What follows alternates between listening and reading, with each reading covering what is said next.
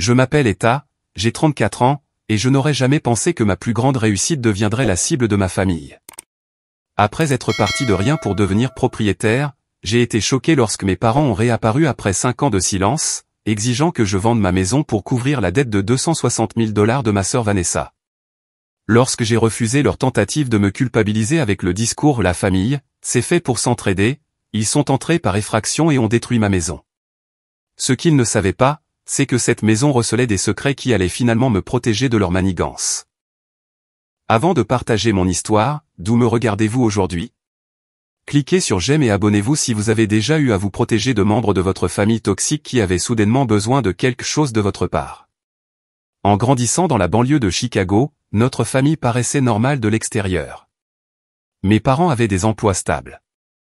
Nous vivions dans un quartier convenable et nous n'avons jamais manqué du nécessaire.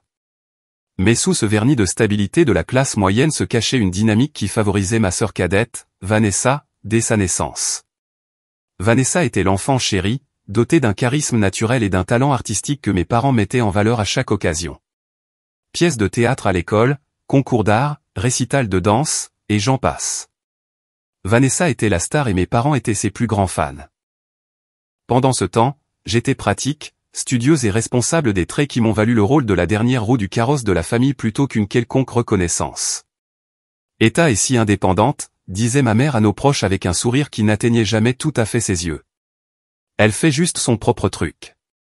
Ce qu'elle voulait dire, c'est que j'avais appris à me débrouiller seul parce que personne ne viendrait m'aider. À l'âge de 16 ans, je cumulais des emplois à temps partiel tout en maintenant d'excellentes notes. J'économisais chaque centime pour l'université parce que mes parents avaient clairement indiqué que l'éducation de Vanessa serait prioritaire. Elle a des talents spéciaux qui ont besoin d'être cultivés, m'a expliqué mon père lorsque je l'ai interrogé sur leur plan d'épargne-études. Tu es assez intelligente pour te débrouiller. Et je me suis débrouillé.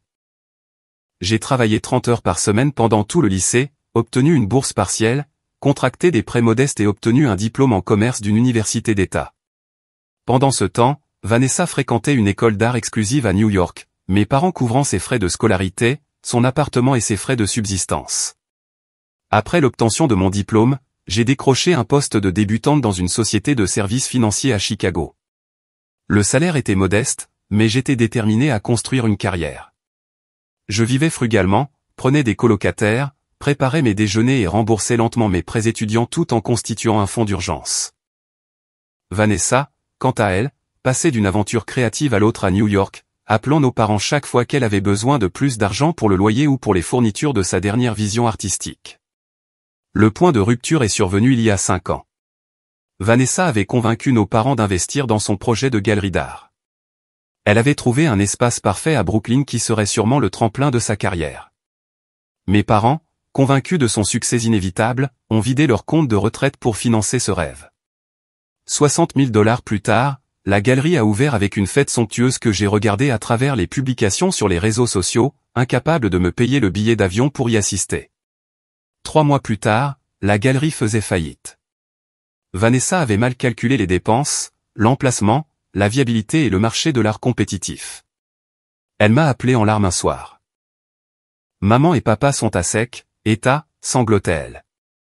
La galerie a besoin de $30 000 de plus ou tout est perdu. Tu as des économies, n'est-ce pas? Tu économises toujours. J'avais des économies. Près de $40 000, méticuleusement accumulés au fil des années de sacrifice. Cela représentait ma sécurité, mon avenir, un acompte, ma preuve que la diligence comptait. Quand j'ai hésité, Vanessa s'est mise en colère. La famille, c'est fait pour s'entraider, Eta. Maman et papa ont tout donné pour moi. Maintenant, c'est ton tour. Quand j'ai suggéré un plan d'affaires ou des conditions de prêt au lieu d'un don pur et simple, elle m'a raccroché au nez. 1 heure plus tard, ma mère a appelé. Comment peux-tu être si égoïste, a-t-elle exigé. Ta sœur est en crise. C'est son rêve. Maman, j'ai travaillé dur pour cet argent, et j'essayais d'expliquer. Je ne peux pas simplement le donner sans un plan de remboursement. Alors, ton argent est plus important que ta sœur, que cette famille. Mon père a appelé ensuite, sa déception palpable à travers le téléphone. Nous t'avons mieux élevé que ça, Eta. La famille passe avant l'argent. L'ironie qu'il n'ait jamais appliqué ce principe à mon éducation ou à ma carrière leur avait apparemment échappé. Quand je suis resté ferme, mon père a lancé l'ultimatum qui allait tout changer. Si tu ne peux pas soutenir cette famille dans le besoin, alors peut-être que tu ne fais pas partie de cette famille. Je me souviens du silence qui a suivi, de la façon dont mon cœur a semblé s'arrêter de battre un instant. Tu ne le penses pas, ai-je murmuré. Fais ton choix, et ta sœur ou ton argent. J'ai fait mon choix. J'ai gardé mes économies. Et fidèle à sa parole, mon père m'a rayé de sa vie. Mes appels sont restés sans réponse. Les cartes d'anniversaire ont été retournées. Les invitations pour les fêtes ne sont jamais venues. Ma mère m'a bloqué sur les réseaux sociaux. Et on a dit à nos proches que j'avais abandonné la famille dans le besoin. La galerie a fait faillite de toute façon. Vanessa est retournée vivre chez mes parents, son rêve brisé mais son statut de victime intact. J'ai été dépeinte comme la méchante qui aurait pu tout sauver mais qui a choisi de ne pas le faire. Ses premières fêtes seules ont été brutales. J'ai pleuré pendant Thanksgiving, Noël et mon anniversaire. J'ai commencé une thérapie, essayant de surmonter l'abandon et l'amour conditionnel qui avaient défini mes relations familiales. Ma thérapeute m'a aidé à voir que la dynamique avait toujours été malsaine, que j'avais été le bouc émissaire de la famille tandis que Vanessa était l'enfant chéri, et que fixer des limites financières n'était pas seulement raisonnable, mais nécessaire. Au cours des années suivantes, je me suis consacré à ma carrière. J'ai obtenu des promotions, augmenté mon salaire et continué mes habitudes d'épargne disciplinées. Mon fonds d'urgence s'est reconstitué et j'ai commencé à rechercher des programmes pour les primo-accédants. Si ma famille ne voulait pas être mon filet de sécurité, j'en construirais un moi-même, brique par brique. 3 ans après la rupture, je me suis retrouvé à visiter une charmante maison de style craftsman des années 1920 dans un quartier calme juste à l'extérieur de la ville.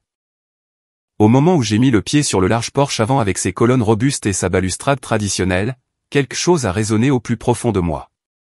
Cette maison avait résisté pendant près d'un siècle, bravant d'innombrables tempêtes, des bouleversements économiques et des familles changeantes. Il y avait de la force dans ses fondations. La propriétaire précédente était la petite-fille du constructeur d'origine, a expliqué l'agent immobilier alors que nous visitions l'intérieur. Elle a vécu ici pendant 40 ans et a pris un soin impeccable des caractéristiques d'origine. J'ai passé mes doigts le long de la rampe en chêne, admiré les bibliothèques encastrées flanquant la cheminée en briques, et me suis émerveillé devant les fenêtres en verre plombé qui projetaient des motifs arc-en-ciel sur les parquets. Contrairement aux appartements modernes et stériles que j'avais visités, cette maison semblait avoir des histoires à raconter, comme si elle avait survécu. Le prix était dans la partie supérieure de mon budget, mais après des années d'épargne disciplinée et une promotion récente, je pouvais me le permettre. J'ai soumis une offre ce soir-là, et après une brève négociation, elle a été acceptée. Le jour où j'ai signé les documents de clôture et reçu les clés a peut-être été le moment le plus fier de ma vie. Personne ne me l'avait donné. Personne ne m'avait facilité la tâche. Cette réussite n'appartenait qu'à moi. Les premiers mois ont été un tourbillon d'activités. Bien que la maison soit structurellement saine, elle avait besoin de mise à jour cosmétique. J'ai peint chaque pièce moi-même, veillant tard après le travail et consacrant mes week-ends à la transformation. J'ai rénové les armoires, remplacé les luminaires démodés et appris les bases de la plomberie pour installer une nouvelle vanité de salle de bain. Chaque projet achevé me donnait l'impression de reconquérir une autre partie de moi-même. En travaillant sur la maison, j'ai aussi construit une vie autour d'elle. J'ai invité des collègues à des dîners, rejoint l'association de quartier et me suis lié d'amitié avec le couple âgé d'à accent grave côté qui partageait des histoires sur l'histoire du quartier. J'ai planté un potager dans le jardin avec les conseils de Madame Abernathy d'en face, qui cultivait des tomates depuis 40 ans. Ces liens ont formé une famille de cœur qui a comblé le vide laissé par ma famille biologique. Nous avons célébré les fêtes ensemble, partagé des ressources et créé de nouvelles traditions.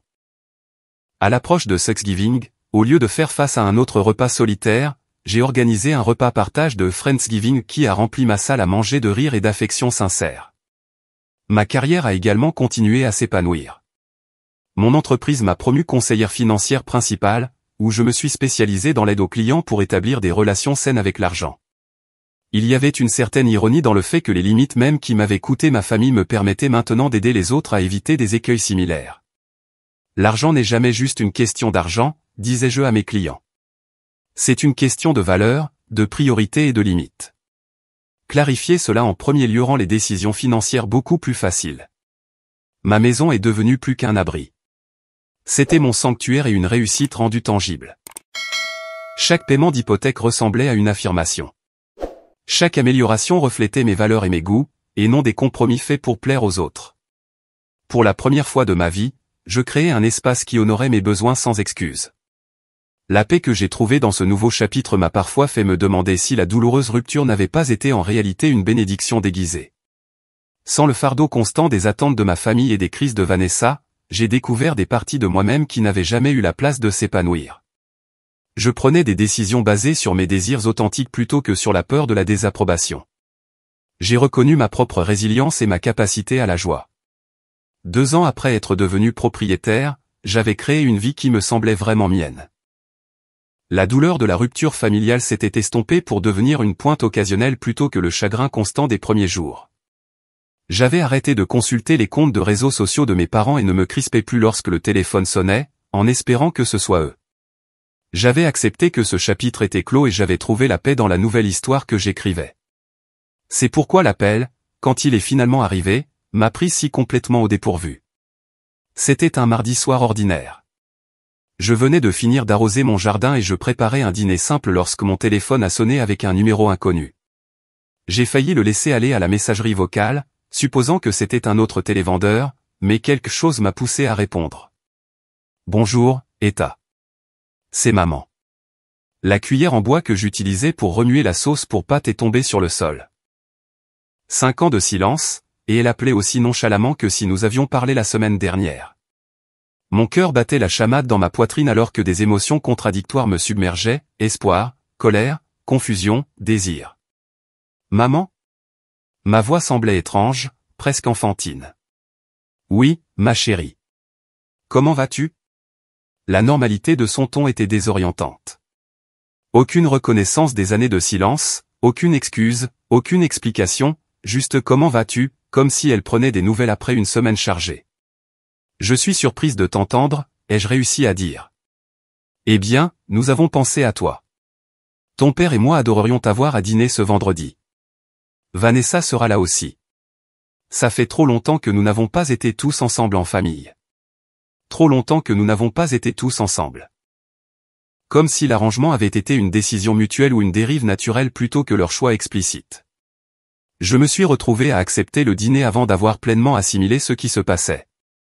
Après avoir raccroché, je me suis assise sur le sol de ma cuisine, le dos contre les armoires, essayant de donner un sens à l'invitation. Pourquoi maintenant ? Pourquoi cet intérêt soudain à renouer les liens ? Une partie de moi, l'enfant solitaire qui avait toujours cherché leur approbation, était ravie de la possibilité d'une réconciliation. Une autre partie, la femme indépendante qui avait construit une vie sans eux, était profondément méfiante. J'ai appelé ma thérapeute le lendemain et j'ai pris un rendez-vous d'urgence. Que espérez-vous qu'il se passe à ce dîner ? A demandé le docteur Rivers après que j'ai expliqué la situation. Dans le meilleur des cas, ils s'excusent, reconnaissent à quel point ils ont été injustes, et nous commençons à reconstruire une relation plus saine, ai-je dit. Et que pensez-vous qu'il soit plus probable qu'il se passe ? J'ai soupiré. Ils veulent quelque chose. Ils ne me contacteraient pas après tout ce temps sans raison. Le docteur Rivers a hoché la tête. Il est important d'y aller avec des attentes réalistes. Quelles limites devez-vous maintenir pour votre propre bien-être ? Nous avons passé le reste de la séance à nous préparer. Je ne discuterai pas de mes finances ou de ma réussite professionnelle à moins qu'il ne le demande directement. Je ne m'excuserai pas pour ma décision d'il y a 5 ans. Je partirai si la conversation devenait manipulatrice ou abusive. Des directives simples pour protéger l'estime de soi que j'avais mis tant de mal à construire. Le vendredi soir est arrivé, et je me suis retrouvé à conduire vers la maison de mon enfance avec une boule d'anxiété dans l'estomac. J'avais choisi ma tenue avec soin, professionnelle mais pas tapa accent grave-l'œil, soigné mais sans en faire trop. J'ai apporté une bouteille de vin de prix moyen en guise de cadeau d'hôtesse, assez normal pour être poli mais pas si cher qu'elle suggère un excès financier. La maison semblait différente de mes souvenirs. La pelouse était envahie par la végétation, la peinture extérieure s'écaillait par endroits, et les parterres de fleurs que ma mère avait autrefois entretenus méticuleusement étaient maintenant étouffés par les mauvaises herbes. Ces petits signes de négligence m'ont troublé alors que je me dirigeais vers la porte d'entrée. Mon père a répondu à ma porte, et j'ai été frappé de voir à quel point il avait vieilli. Ses cheveux étaient devenus complètement gris. De nouvelles rides creusaient de profonds sillons autour de sa bouche et de ses yeux. Et il avait perdu du poids, ses vêtements flottant sur sa silhouette. « Eta » dit-il, son expression illisible. « Entre. » Pas de câlin, pas d'accueil chaleureux, juste une salutation superficielle qui n'a pas fait grand-chose pour combler le fossé de 5 ans. Je suis entré dans la maison et j'ai été immédiatement enveloppé d'un nuage de parfum alors que ma mère sortait de la cuisine. « La voilà » s'exclama-t-elle avec une gaieté qui semblait forcée. Elle m'a brièvement étreinte, puis m'a tenue à bout de bras. « Laisse-moi te regarder. » Toujours aussi sérieuse. « Tu dois sourire davantage, ma chérie. » Juste comme ça, j'ai été transporté à chaque réunion de famille où mon apparence, mon comportement ou mes réalisations avaient été subtilement jugés insuffisants. J'ai pris une profonde inspiration, me souvenant du conseil du docteur Rivers de rester centré sur mon moi adulte. « C'est bon de te voir aussi, maman » ai-je dit d'un ton égal. « La maison me semble familière. » Elle a fait un geste dédaigneux. « Oh, nous voulions faire quelques mises à jour. » Tu sais comment c'est, jamais assez de temps ou d'argent pour tout. Cette référence désinvolte aux contraintes financières a encore plus éveillé ma méfiance. Nous sommes allés dans le salon où j'ai remarqué que plusieurs meubles manquaient, remplacés par des alternatives moins chères. Les œuvres d'art coûteuses qui ornaient autrefois les murs avaient disparu, remplacées par des photos de famille dans des cadres bon marché. Vanessa est un peu en retard, a expliqué ma mère en versant du vin dans des verres dépareillés. Elle avait un rendez-vous qu'elle ne pouvait pas manquer. Mais elle est si excitée de te voir. Pendant que nous attendions ma sœur, mes parents m'ont bombardé de questions de plus en plus personnelles. Alors, où habites-tu ces jours-ci? Toujours dans cette société financière? As-tu été promu? Acheter une maison dans cette économie doit être difficile. Es-tu toujours en location? J'ai répondu sincèrement mais vaguement, mentionnant ma promotion sans préciser mon salaire, reconnaissant être propriétaire sans discuter de la valeur ou de l'emplacement de ma maison. À chaque réponse, je remarquais que mes parents échangeaient des regards, leur intérêt pour ma situation financière devenant de plus en plus apparent. « Es-tu toujours célibataire » a demandé ma mère avec une note de déception familière. « Je me concentre sur ma carrière et ma maison en ce moment » ai-je répondu. « Ça me tient occupé. »« Ta propre maison » a répété mon père, son ton illisible. « Ça doit être agréable. » Avant que je puisse répondre, la porte d'entrée s'est ouverte brusquement et Vanessa est entrée comme un ouragan. 5 ans l'avaient peu changé, sauf peut-être pour rehausser son flair pour les entrées spectaculaires. Elle portait une robe de créateur manifestement chère, ses cheveux coiffés par un professionnel, des clous d'oreilles en diamant brillant à ses oreilles. « Désolé, je suis en retard » a-t-elle annoncé en laissant tomber son sac à main de luxe sur la table basse. Le rendez-vous a duré plus longtemps et puis la circulation était dingue. Et oh mon Dieu, Eta. Elle s'est précipitée vers moi, m'enveloppant dans une étreinte qui sentait le parfum cher. Regarde-toi, toute grande et femme d'affaires. Tu m'as tellement manqué. Le contraste entre son apparence et les circonstances diminuées de mes parents était saisissant, tout comme la performance d'affection fraternelle après des années de silence. Je l'ai étreinte en retour, raidement, déjà certaine que cette réunion avait un but. Le dîner a confirmé mes soupçons. Alors que nous mangions un repas simple qui était loin des festins élaborés que ma mère préparait autrefois, la conversation revenait sans cesse sur les finances. Vanessa dominait la table avec des histoires de ses dernières entreprises artistiques, citant des noms de célébrités et décrivant des événements glamour tout en se plaignant simultanément de la difficulté d'être une créatrice dans l'économie d'aujourd'hui. La scène des galeries est tellement impitoyable maintenant, soupira-t-elle en prenant son 3e verre de vin. Et mon dernier investisseur était un tel cauchemar. Tous ses frais cachés et ses taux d'intérêt impossibles. Investisseur, ai-je demandé, incapable de m'en empêcher. Pour quel projet? Ma boutique, dit Vanessa, comme si c'était évident. J'ai ouvert un espace d'art et de mode haut de gamme en ville l'année dernière. Tout allait incroyablement bien jusqu'à ce que toutes ces factures commencent à s'accumuler. Mon père s'est raclé la gorge. Ta sœur a eu quelques problèmes de trésorerie récemment. Problème de trésorerie, a répété Vanessa avec un rire amer. C'est une façon de le dire. Dis plutôt cauchemar financier. L'espace a besoin de rénovation, le propriétaire ne veut pas couvrir les fournisseurs qui exigent d'être payés, et mon partenaire commercial s'est enfui avec la moitié de notre capital d'exploitation. J'ai posé ma fourchette. Ça a l'air sérieux. As-tu consulté un conseiller financier? Nous n'avons pas besoin d'un conseiller, a interrompu ma mère. Nous avons besoin que la famille se serre les coudes dans les moments difficiles. Et voilà. Le véritable but de ce dîner de retrouvailles, mis à nu dans le regard significatif de ma mère. J'ai bu une gorgée d'eau, me préparant à ce qui allait suivre. C'est grave à quel point? Ai-je demandé en regardant directement Vanessa. La question est restée en suspens alors que ma sœur s'est soudainement intéressée intensément à réarranger la nourriture dans son assiette. 260 000 $, a finalement répondu mon père, sa voix plate. J'ai failli m'étouffer avec mon eau. 260 000 $? Comment est-ce possible? Vanessa a levé le menton d'un air défensif. Ce n'est pas seulement la boutique. Il y a eu aussi des prêts personnels, et les cartes de crédit que j'ai utilisées pour l'inventaire, plus les rénovations de mon appartement. Tu as rénové un appartement en location, ai-je interrompu, incapable de cacher mon choc. C'est un investissement dans ma marque personnelle, a rétorqué Vanessa. Les clients s'attendent à une certaine esthétique lorsqu'ils visitent. Je ne peux pas vraiment recevoir des acheteurs potentiels dans un petit endroit minable. Ma mère a tendu la main sur la table pour tapoter la main de Vanessa. Ta sœur a toujours eu de la vision. Parfois, être en avance sur son temps signifie prendre des risques financiers. J'ai regardé autour de la table, essayant de comprendre ce que j'entendais. Alors, vous m'avez invité ici après 5 ans de silence pour me parler de la dette de Vanessa? Mes parents ont échangé un regard avant que mon père ne se penche en avant. Nous avons fait tout ce que nous pouvions, État. Nous avons vidé nos économies, pris une deuxième hypothèque sur la maison. Nous avons même vendu la plupart de nos objets de valeur, a ajouté ma mère en désignant le salon, les espaces vides où se trouvaient autrefois des œuvres d'art et des antiquités.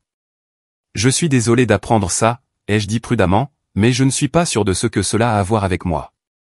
Un autre silence chargé s'est abattu sur la table. Mon père s'est de nouveau raclé la gorge. Nous comprenons que tu as acheté une maison. La déclaration était si factuelle, si apparemment sans rapport avec la conversation précédente, qu'il m'a fallu un moment pour faire le lien. Quand je l'ai fait, la pièce a semblé basculer légèrement. Oui, ai-je répondu avec prudence. C'est vrai. Sur ce marché, la valeur de l'immobilier a considérablement augmenté, a poursuivi mon père, en particulier pour les maisons anciennes et les quartiers établis. Mon estomac s'est noué en réalisant où cela menait. Ma maison n'est pas à vendre. Allons, État, a coupé ma mère, sa voix prenant le ton enjôleur qu'elle avait toujours utilisé pour me convaincre de donner à Vanessa ce qu'elle voulait quand nous étions enfants. Personne ne dit que tu dois être sans abri. Mais tu pourrais sûrement vendre ta maison, aider ta sœur à se remettre sur pied et acheter quelque chose de plus modeste pour toi. L'audace de la suggestion m'a laissé momentanément sans voix. Vanessa a profité de mon choc pour insister. J'ai fait des recherches, et les maisons dans ton quartier se vendent à 400 000 $ et plus. Même après avoir remboursé ton hypothèque, il te resterait largement de quoi acheter un appartement et sauver mon entreprise. Ils avaient fait des recherches sur mon quartier. Ils avaient calculé ma plus-value potentielle avant même de me parler. La préméditation était stupéfiante. Laissez-moi m'assurer de bien comprendre, ai-je dit lentement. Vous voulez que je vende la maison pour laquelle j'ai travaillé pendant des années, que je donne à Vanessa des centaines de milliers de dollars sans plan de remboursement, et que je réduise mon train de vie pour qu'elle puisse continuer une entreprise qui est déjà en faillite? La famille, c'est fait pour s'entraider, s'est exclamée ma mère, les larmes aux yeux. Nous avons toujours pris soin les uns des autres. Vraiment, ai-je demandé calmement. Quand est-ce que l'un de vous a pris soin de moi? La question est restée en suspens comme un défi. Le visage de mon père s'est assombri. Nous t'avons mis à l'abri, nourri, vêtu. Vous avez fait le minimum légal requis des parents, les jeux corrigés. Pendant ce temps, j'ai travaillé pendant le lycée et l'université pendant que vous payiez entièrement les études de Vanessa. J'ai construit ma carrière et mes économies seul pendant que vous financiez sa galerie, sa boutique et apparemment les rénovations de son appartement de luxe. C'était différent, a insisté ma mère. Vanessa a des talents spéciaux qui ont besoin d'être cultivés. Et pas moi. L'enfant blessé en moi a refait surface brièvement avant que je ne la repousse. Il ne s'agit pas de talent. Il s'agit de responsabilité. J'ai été financièrement responsable toute ma vie et maintenant vous voulez que je renfloue l'irresponsabilité de Vanessa. Vanessa a frappé la table du poing, faisant sursauter la vaisselle. Mon Dieu, tu as toujours été si jalouse de moi. Cette attitude de sainte nitouche à propos de la responsabilité n'est que ta façon de te sentir supérieur. Jalouse, ai-je répété, incrédule. Vanessa, j'ai travaillé pour tout ce que j'ai en te regardant recevoir des aides sans fin. Et pourtant, je n'ai jamais demandé un centime à aucun de vous. Même maintenant, après 5 ans de silence, vous ne m'avez pas demandé comment j'allais ou à quoi ressemblait ma vie. Vous voulez juste ce que j'ai. Nous voulons que cette famille soit de nouveau réunie, a dit mon père d'un ton sévère. Cette situation pourrait être une bénédiction déguisée, nous rapprochant tous. En me faisant tout sacrifier et Vanessa ne sacrifiant rien. Je me suis levé de table, l'appétit coupé depuis longtemps. Non. Je ne vendrai pas ma maison. Je ne paierai pas les dettes de Vanessa. Ces problèmes financiers ne sont pas de ma responsabilité. Les larmes de ma mère ont coulé. Comment peux-tu être si cruel? Nous t'avons mieux élevé que ça. La famille, c'est fait pour s'entraider. Vous m'avez exclu de cette famille, lui ai-je rappelé. Vous avez très clairement dit que je n'étais la bienvenue que si je vous donnais mes économies. Rien n'a changé, sauf le montant que vous exigez. Mon père s'est également levé, le visage rouge de colère. Alors c'est ça. Tu vas laisser ta sœur tout perdre. Laisser notre retraite être anéantie. Tout ça parce que tu ne veux pas partager ta bonne fortune. Ma bonne fortune, ai-je ri sans humour. Il n'y a pas eu de fortune, juste du travail, des sacrifices et des décisions intelligentes, dont aucune ne semble être appréciée dans cette famille. Espèce d'enfant ingrat et égoïste, a craché mon père, après tout ce que nous avons fait pour toi. Qu'avez-vous fait exactement pour moi au cours des 5 dernières années, papa? Ou les 5 années précédentes? S'il te plaît, rafraîchis-moi la mémoire sur tout ce que vous avez fait pour moi. Il n'avait pas de réponse, juste une rage balbutiante. Ma mère sanglotait ouvertement maintenant, tandis que Vanessa me foudroyait du regard avec une haine d'une intensité surprenante. Je devrais y aller, ai-je dit en prenant mon sac à main. C'était une erreur. Si tu sors par cette porte, a prévenu mon père, n'attends pas une autre invitation. Je me suis arrêté sur le seuil de la salle à manger. Vous savez ce qui est intéressant? Il y a 5 ans, vous m'avez donné exactement le même ultimatum, ma sœur ou mon argent. Et nous revoilà, sans que rien n'ait changé. Peut-être que le problème n'est pas moi, papa. Peut-être que c'est que toi et maman avez créé cette dynamique où Vanessa ne fait jamais face aux conséquences et où l'on attend de moi que je répare toujours ses dégâts. Comment oses-tu nous blâmer, a hurlé Vanessa. Tout est de ta faute. J'ai secoué la tête tristement. Au revoir. Je vous souhaite le meilleur pour vos problèmes financiers, mais je ne peux pas être votre solution. Alors que je marchais vers ma voiture, je pouvais entendre les lamentations de ma mère et les cris de colère de mon père à travers les fenêtres ouvertes. Mon téléphone a commencé à vibrer de textos avant même que j'aie atteint le bout de leur allée. Égoïste. La famille, c'est fait pour s'entraider. J'espère que tu apprécieras ta grande maison vide pendant que nous perdons tout. J'ai éteint mon téléphone, les mains tremblantes, en rentrant chez moi, dans le sanctuaire que je m'étais construit. Ce n'est qu'une fois en sécurité à l'intérieur, la porte verrouillée derrière moi, que je me suis permis de pleurer pour la famille que je n'avais jamais vraiment eue et que je savais maintenant que je n'aurais jamais. Les textos ont continué tout le week-end, augmentant en fréquence et en virulence. Le lundi matin, j'avais reçu plus de 50 messages de mes parents et de Vanessa, allant de la culpabilisation aux menaces pures et simples. Ton égoïsme détruit cette famille. Papa a dû aller aux urgences à cause du stress. J'espère que tu es contente. Nous savons où tu habites. Nous nous en souviendrons le jour où tu auras besoin d'aide. J'ai bloqué leur numéro, mais ils ont commencé à appeler depuis des téléphones différents. Les courriels ont inondé ma boîte de réception. Vanessa a même créé des publications sur les réseaux sociaux faisant allusion à des membres de la famille toxique qui accumulent la richesse pendant que d'autres souffrent, en identifiant des connaissances communes pour assurer une humiliation maximale. Des parents à qui je n'avais pas parlé depuis des années m'ont soudainement contacté, certains curieux du drame, d'autres se joignant à la campagne de pression pour aider la pauvre Vanessa.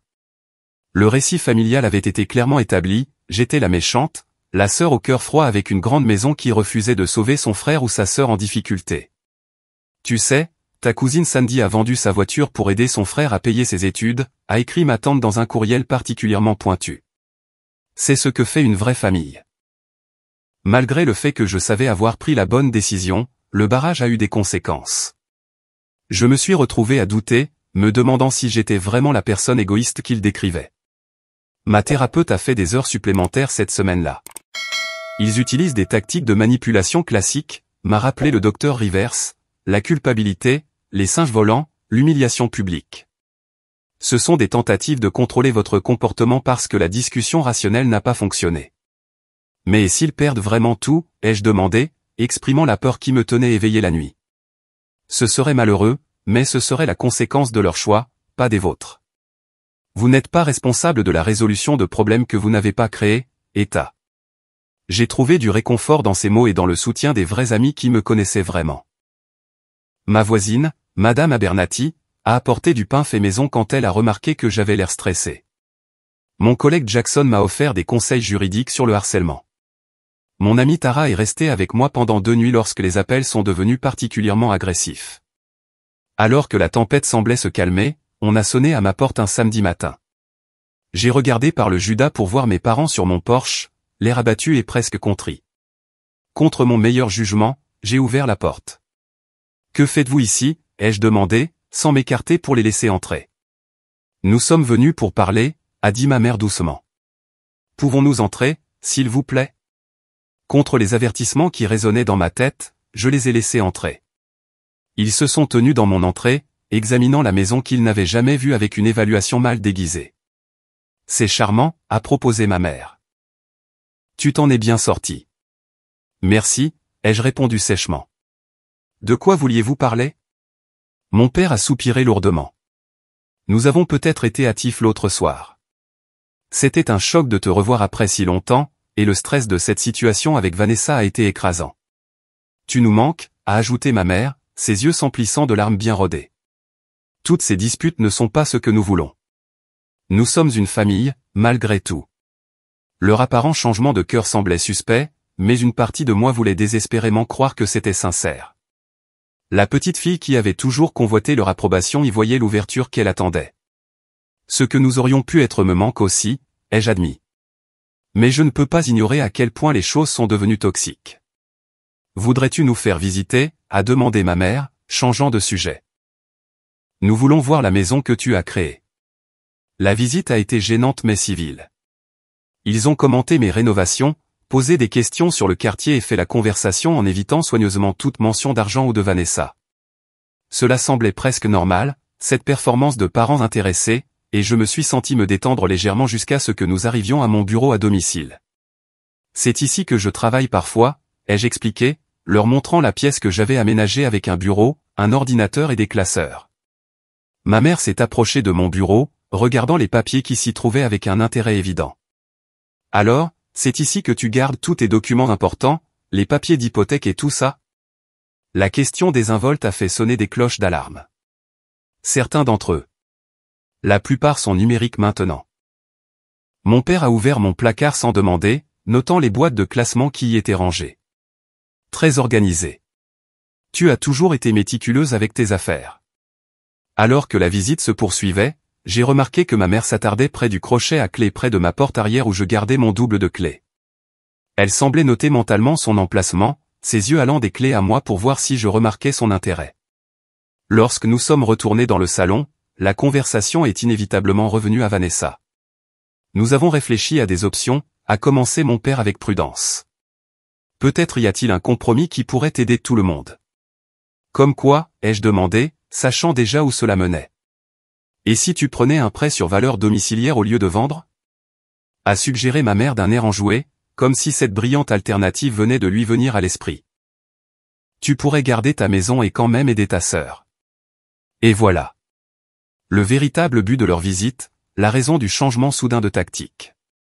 Ils voulaient toujours la valeur de ma maison, mais par un mécanisme différent. Un prêt que je serais responsable de rembourser, ai-je précisé, tout en donnant l'argent à Vanessa, qui a démontré qu'elle ne savait pas gérer les finances. Nous aiderions avec les paiements, a offert mon père sans conviction. Ce serait un effort familial.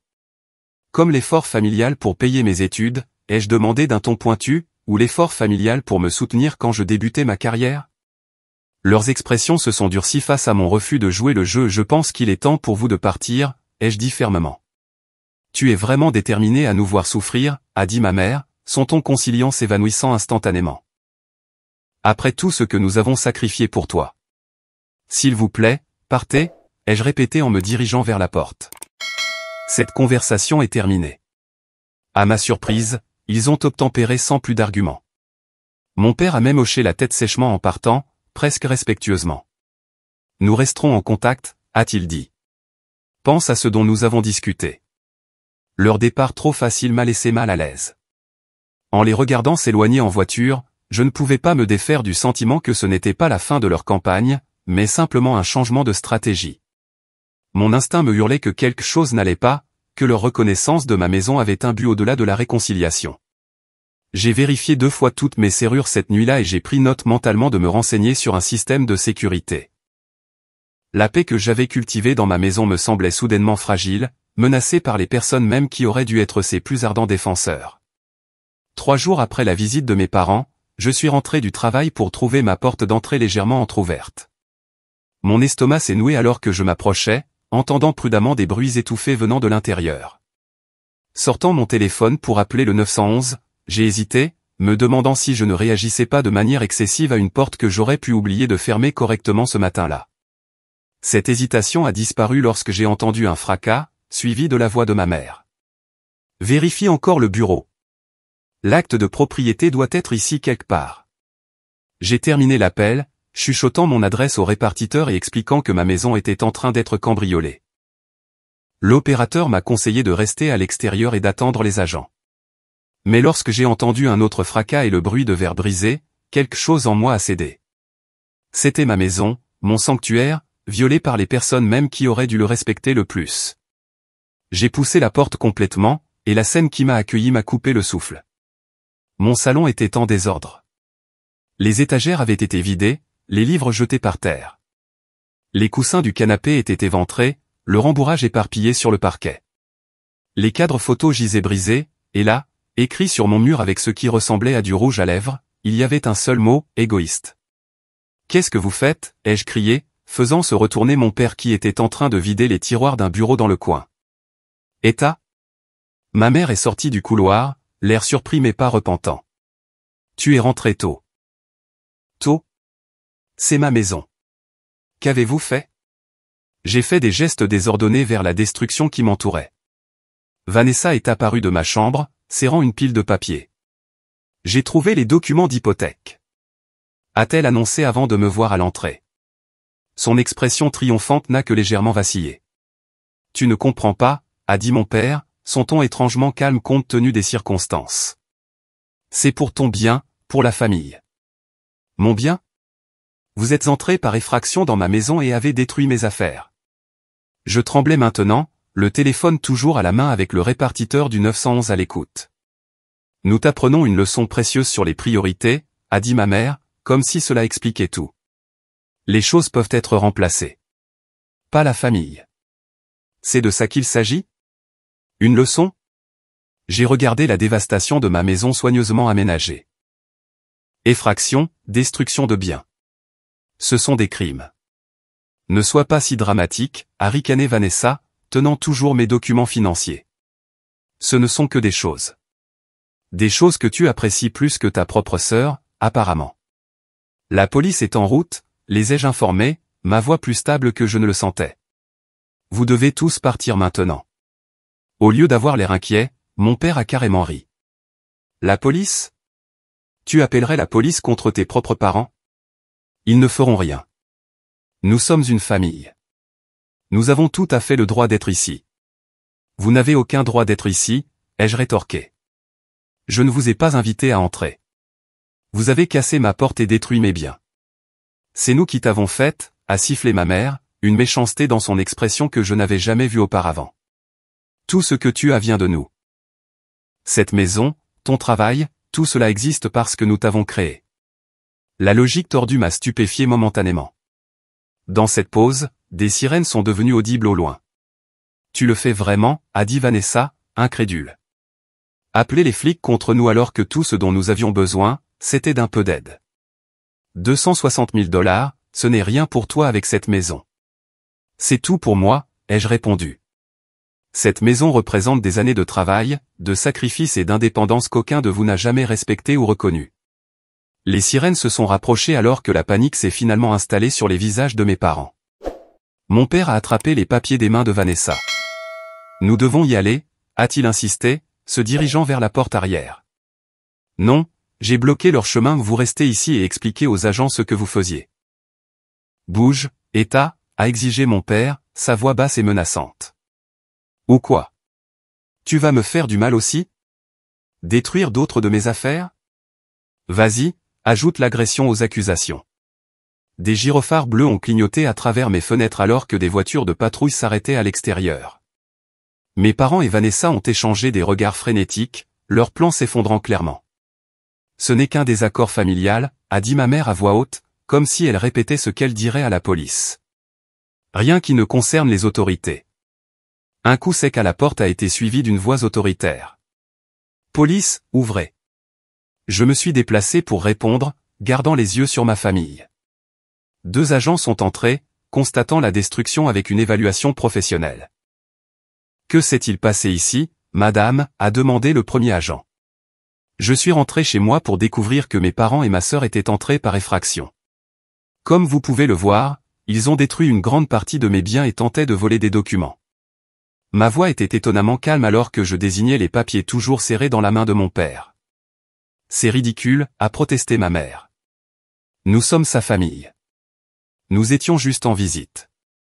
Aviez-vous la permission d'entrer dans la maison, lui a demandé directement l'agent.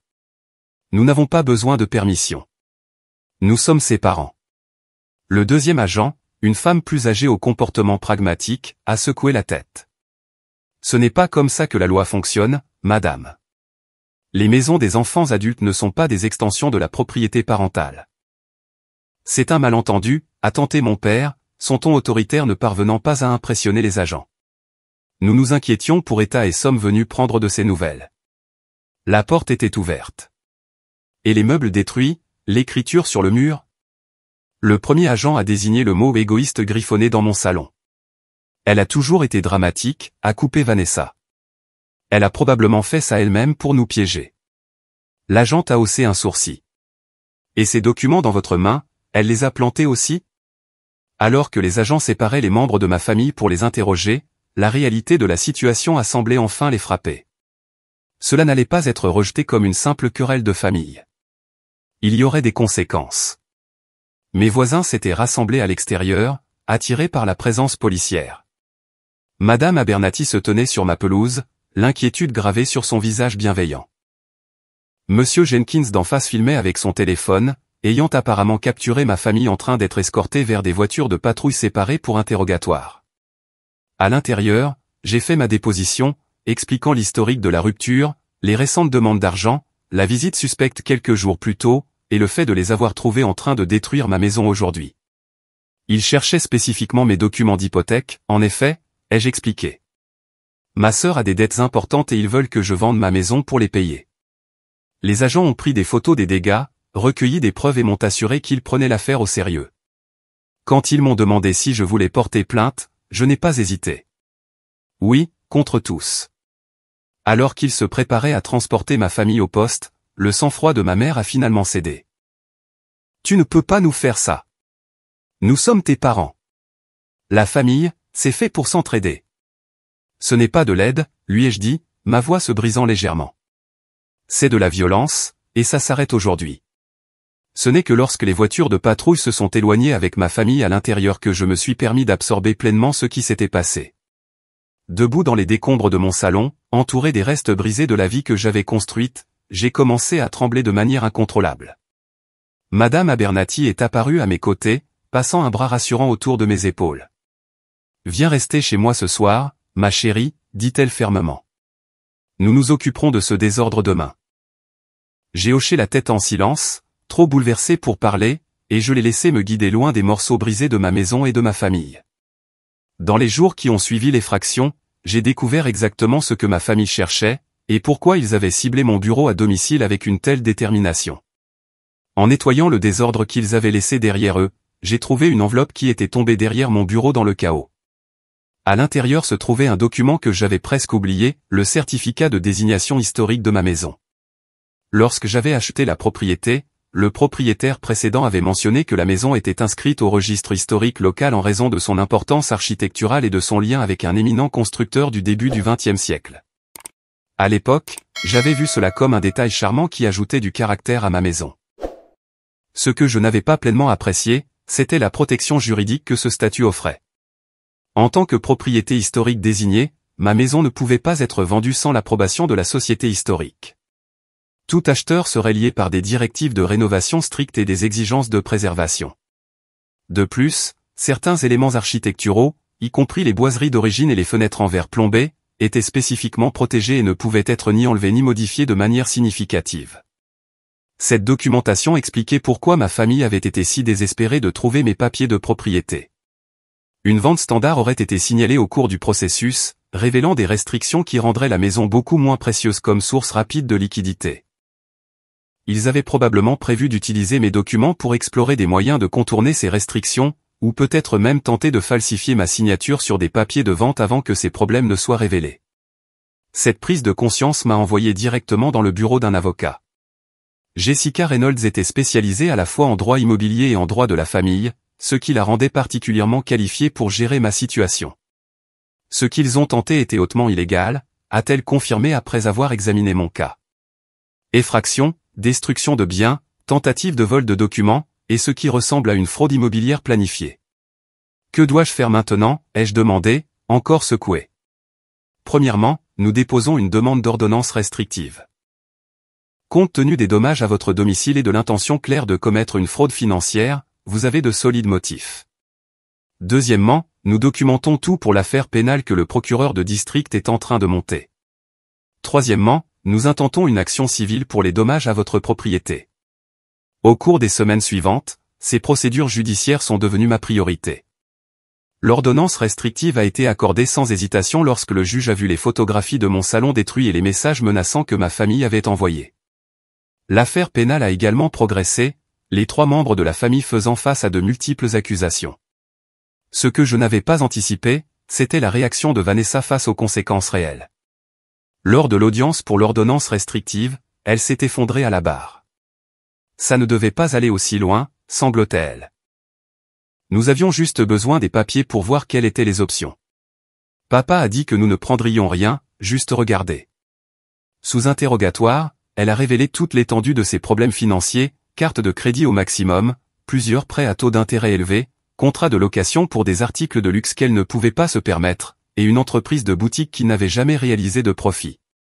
La dette de $260 000 était en réalité plus proche de $300 000 lorsque tous les comptes ont été faits. Plus choquant encore, son aveu que nos parents avaient encouragé ce comportement pendant des années, vidant leur compte de retraite, prenant une hypothèque inversée sur leur maison, et vendant même des objets de famille pour couvrir les dépenses de Vanessa. Leur situation financière était bien plus désastreuse que je ne l'avais réalisé, avec la faillite qui se profilait et peut-être une saisie immobilière. Nous ne savions pas quoi faire d'autre, a témoigné ma mère, son défi antérieur remplacé par l'abattement. Vanessa avait besoin d'aide, et tu étais la seule qui avait encore des ressources. Avez-vous envisagé de me demander un prêt raisonnable avec un plan de paiement, a demandé le juge, plutôt que d'exiger que votre fille vende sa maison ou d'entrer par effraction pour voler des documents? Elle aurait dit non, a marmonné mon père. Elle a déjà refusé d'aider il y a 5 ans. Fixer des limites n'est pas refuser d'aider, a observé le juge. C'est établir des paramètres sains pour l'assistance.